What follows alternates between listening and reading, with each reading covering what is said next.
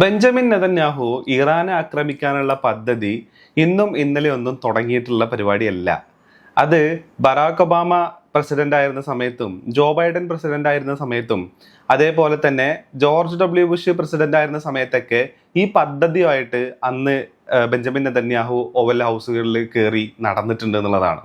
പക്ഷേ അവരാരും തന്നെ അതിനൊരു അംഗീകാരം കൊടുത്തിട്ടില്ല. കാരണം ഇറാന്റെ സിസ്റ്റവും ഇറാന്റെ ഒരു ഗവേണൻസ് സിസ്റ്റവും എല്ലാം ഒരു കോംപ്ലിക്കേറ്റഡ് ആണ്. അല്ലെങ്കിൽ അവിടെ തല പോയി കഴിഞ്ഞാൽ ഈ ശരീരം നിന്ന് യുദ്ധം ചെയ്യുന്ന രീതിയിലേക്കുള്ള ഒരു കപ്പാസിറ്റി ഉള്ള രാജ്യമാണ് ഇറാൻ എന്നുള്ളത് ഇവർക്കെല്ലാം അറിയുന്നത് കൊണ്ട് തന്നെയാണ് ഇവരെല്ലാം അതിൽ നിന്ന് പുറകോട്ട് നിന്നത്. അപ്പൊ ഉപരോധം കൊണ്ട് ഇറാനെ വീർപ്പ് മുട്ടിക്കുക എന്നുള്ള ഒരു സ്ട്രാറ്റജിയാണ് അന്ന് ഇവരെല്ലാവരും കൈക്കൊണ്ടത്. മാത്രമല്ല, ഈ പറയുന്ന പ്രസിഡന്റുമാർക്കെല്ലാം കിട്ടിയിട്ടുള്ള ഉപദേശം എന്ന് പറയുന്നത്, ഇറാനെ ഏതെങ്കിലും തരത്തിൽ അമേരിക്ക ആക്രമിക്കുകയാണെന്നുണ്ടെങ്കിൽ ഇറാൻ ഇമ്മീഡിയറ്റ്ലി ഹോർമോസ് ക്ലോസ് ചെയ്യുകയും ഹോർമോസ് അടച്ചു കഴിഞ്ഞാലുള്ള പ്രശ്നം നമ്മുടെ തന്നെ അലൈസ് നമ്മളോട് തെറ്റുന്ന രീതിയിലേക്ക്, അല്ലെങ്കിൽ നമ്മുടെ അലൈസിനെ തന്നെ നമ്മൾ പ്രഷറൈസ് ചെയ്യുന്ന രീതിയിലേക്കും അവരെ സാമ്പത്തികമായി ബുദ്ധിമുട്ടിക്കുന്ന രീതിയിലേക്കും ആ കാര്യങ്ങൾ പോവും എന്നുള്ള ഉപദേശം അന്ന് ട്രംപിന് മുന്നേ ഉണ്ടായിരുന്ന ഈ 3 പ്രസിഡന്റുമാർക്കും കിട്ടിയിട്ടുണ്ട് എന്നുള്ളതാണ്. പക്ഷേ ട്രംപ് എന്ന് പറയുന്ന പ്രസിഡന്റിനേക്കാൾ ഉപരി ഒരു ബിസിനസ് മാനോട് ഈ ഒരു കാര്യം പോയി പറഞ്ഞപ്പോൾ ട്രംപ് വാവ് കൊള്ളാം, super idea, okay we will try it എന്നുള്ള സാധനത്തിൽ ട്രംപ് അങ്ങ് ഇറങ്ങി എന്നുള്ളതാണ്.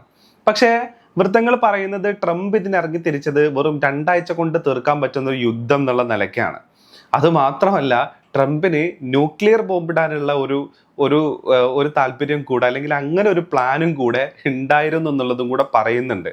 അപ്പോൾ ഒരു അമേരിക്കൻ പ്രസിഡന്റ്, ഒരാൾ പ്രസിഡന്റ് ആവുന്ന സമയത്ത് ആ ന്യൂക്ലിയർ വാർ ഹെഡിന്റെ കീ കൂടെയാണ് ഈ പറയുന്ന പ്രസിഡന്റിന് കൈമാറുന്നത്. അപ്പോൾ ഇങ്ങനെയൊക്കെയുള്ള ചില പെട്ടെന്നുള്ള തീരുമാനം കൊണ്ടൊക്കെ ഇതൊക്കെ അങ്ങ് എടുത്ത് പ്രയോഗിക്കാം എന്ന് തീരുമാനിക്കുന്ന പ്രസിഡന്റുമാരൊക്കെയാണ് ഉള്ളത് എന്നുണ്ടെങ്കിൽ ലോകം തന്നെ ഭീഷണിയിലാവുന്നുള്ള കാര്യത്തിൽ ഒരു സംശയവും ഇല്ല എന്നുള്ളതാണ്. അപ്പോൾ ഇങ്ങനെ ഈ 3 പ്രസിഡന്റുമാരും അംഗീകരിക്കാത്ത ഒരു കാര്യത്തിനെയാണ് ട്രംപ് ബേസിക്കലി ഇപ്പം അംഗീകാരം നൽകിയേക്കുന്നത് എന്നുള്ളതാണ്. പക്ഷേ അന്ന് ആ 3 പ്രസിഡന്റുമാർക്കും കിട്ടിയിട്ടുള്ള ഉപദേശം എന്താണോ, ഏത് നിലയിലോട്ടായിരിക്കും ഈ യുദ്ധം വികസിക്കുക എന്നുള്ള ഒരു ഉപദേശം എന്തായിരുന്നോ അതേ കാര്യത്തിലോട്ട് ഇപ്പൊ ട്രംപ് ചെന്ന് പെട്ടു എന്നുള്ളതും നമുക്ക് കാണാൻ പറ്റും. കാരണം അമേരിക്ക ഇറാനെ ഉപരോധിക്കുന്നതിലൂടെ, അല്ലെങ്കിൽ ഇറാന് നാവിക ബ്ലോക്കേഡ് നൽകുന്നതിലൂടെ ഇറാൻ ശരിക്കും ചെയ്യുന്നത് എന്താണ്? ഇറാന് കിട്ടിയിട്ടുള്ള നാവിക ബ്ലോക്കേഡ് ഒമാനും കൊടുത്തു, ഖത്തറിനും കൊടുത്തു, കുവൈത്തിനും കൊടുത്തു, ബഹ്റൈനും കൊടുത്തു. ഈ 4 രാജ്യങ്ങളും അമേരിക്കയുടെ അലയാണ് താനും. അപ്പോൾ ഇറാൻ എന്തൊക്കെ ബുദ്ധിമുട്ടുകൾ ഈ പറയുന്ന നേവൽ ബ്ലോക്കേഡ് കൊണ്ട് കിട്ടുന്നുണ്ടോ അതേ ബുദ്ധിമുട്ടുകൾ അതിലൊരു കുറവും വരാത്ത രീതിയിൽ ഈ പറയുന്ന ബഹ്റൈനും ഖത്തറിനും കുവൈത്തിനും UAE-ക്കും കിട്ടും എന്നുള്ളതാണ് അതിലുള്ള ഒരു പ്രത്യേകത.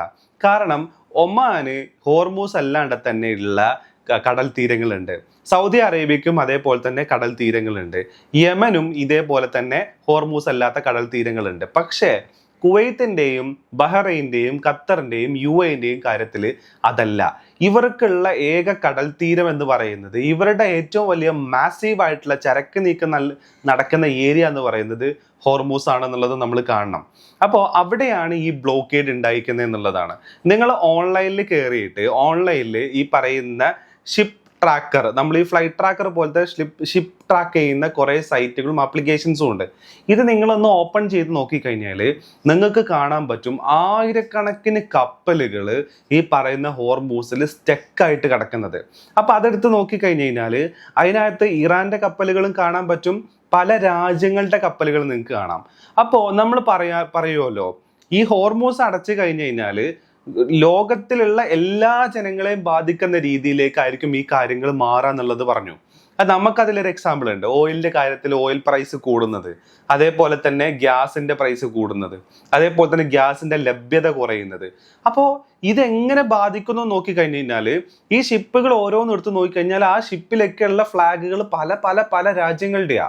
ആ രാജ്യങ്ങളിലേക്കൊക്കെ എത്തേണ്ട ഗുഡ്സോ, അല്ലെങ്കിൽ ആ രാജ്യങ്ങളിൽ നിന്നും ഹോർമൂസിലോട്ട് വരേണ്ട ഗുഡ്സോ ഒന്നും തന്നെ 2 ഭാഗത്തും ബ്ലോക്കായി കിടക്കുകയാണെന്നുള്ളതാണ്. അപ്പോൾ ഒരു സ്ഥലത്ത് മാത്രമല്ല, ഒരു രാജ്യത്തിനോ ആ റീജിയനിലുള്ള കുറച്ച് സ്ഥലങ്ങൾക്ക് മാത്രമല്ല ഇത് ബാധിക്കുന്നത്, പല രാജ്യങ്ങളെയും പല വിധത്തിൽ ബാധിക്കുന്ന ഒരു പ്രശ്നത്തിലോട്ടാണ് ഇപ്പൊ ഇത് എത്തിയേക്കുന്നത് എന്നുള്ളതാണ്. അപ്പോൾ ഈ ഉപദേശമാണ് ആദ്യം ബെഞ്ചമിൻ നെതന്യാഹു ഈ ഹാഫ് കുക്ക്ഡ് സാധനം കൊണ്ട് ഈ പറയുന്ന ജോ ബൈഡനെയും ജോർജ് ഡബ്ല്യു ബുഷിനെയും അതേപോലെ തന്നെ ഒബാമേനെയൊക്കെ കാണാൻ പോയപ്പോൾ കിട്ടിയത് എന്നുള്ളതാണ്. അവരെല്ലാം കൈ ഒഴിഞ്ഞല്ല, അവരെല്ലാം ഇതൊന്നും നടക്കൂല, പോട്ടെ പോട്ടെ എന്ന് പറഞ്ഞ സാധനമാണ്. പക്ഷെ ട്രംപൻ good idea, it's really good idea എന്നൊക്കെ പറഞ്ഞിട്ട് പുള്ളി അങ്ങ് കയറി പിടിക്കുകയും ചെയ്തു. ഇപ്പൊ മൊത്തത്തില് പണി കിട്ടിയിരിക്കുകയാണെന്നും കൂടെ കാണണം നമ്മൾ.